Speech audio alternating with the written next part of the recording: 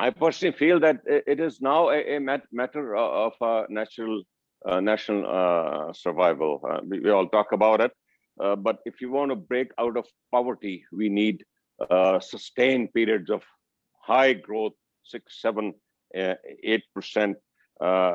We need high quality HR, and we need to. The jobs are going to come from the private sector. The government share in creating new jobs is constantly decreasing. It's less than 20% now. The jobs are going to come from the private sector, and all we have to do, and I leave it to Shaukat to talk about what he has in mind, and I know he has a lot of excellent ideas. I've been working with him for a long time. We have to follow the East Asian model, the Japanese model, the Korean model, the Chinese model. They all first consolidated their manufacturing and their industries with incentives, with support, with policies.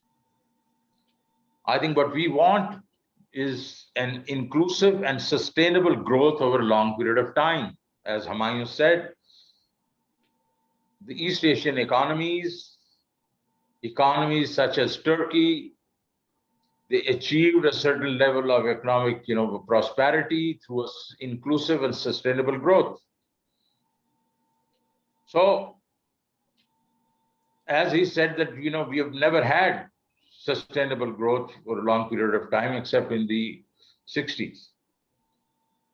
So when I just came in, I just got some eminent economists together. We had an EAC, Economic Advisory Council, but out of that Advisory Economic Council, we had a few eminent economists led by Dr. Ishrat Hussain, and I requested them to find out why don't we have an inclusive and sustainable growth over a long period of time? What causes us to break the cycle? So they are working on it. By the next week, we'll probably have, a very comprehensive answer. But then we also tasked the Economic Advisory Council to work with the government in 12 sectors of the economy, and give us short-term, medium, and long-term plans how to grow these sectors. We do not have the resources to, cover all the sectors, but we are focused now. And I'm talking about major sectors like, fiscal side. We're talking about, the agriculture, manufacturing, power sector, financial sector, housing, all those major sectors. We said, now you please give us some way forward.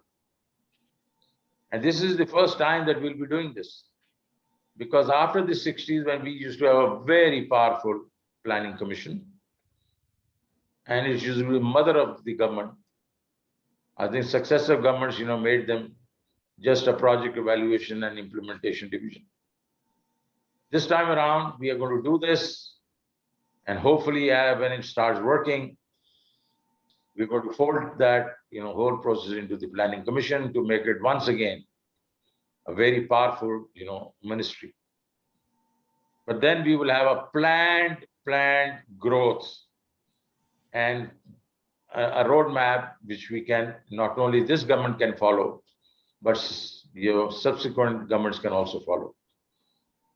And this has been, the hallmark of countries who have grown, that they had consistency in the planning process, and whether it's India, China, and some of the other East Asian countries, and even in Turkey.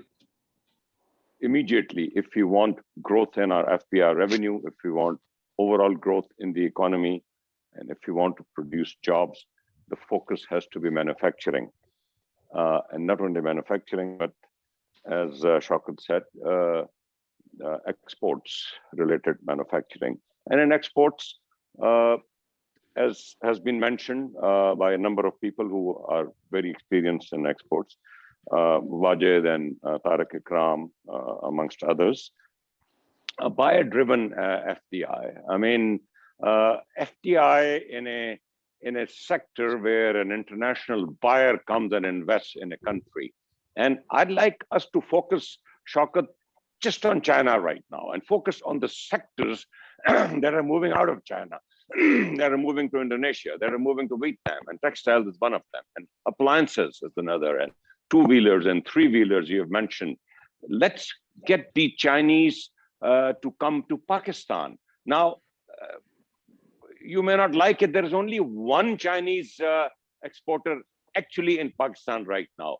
And I know for a fact the others are not coming. Let's focus the CPEC on bringing the Chinese textile sector and the appliances sector and other sectors, because China labor cost is now expensive. It's moving to very rapidly to high technology items. Let's make that a priority. Focus on the service sector. I mean, Shaukat, you remember that in the late 90s, we opened the service sector for foreign direct investment.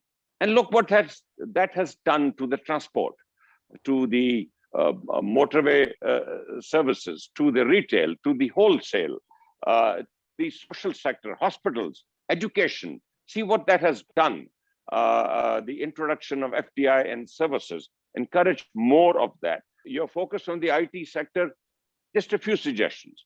I think the government and the State Bank of Pakistan has done a wonderful job in promoting digitalization in the country. Allow me to make a few suggestions.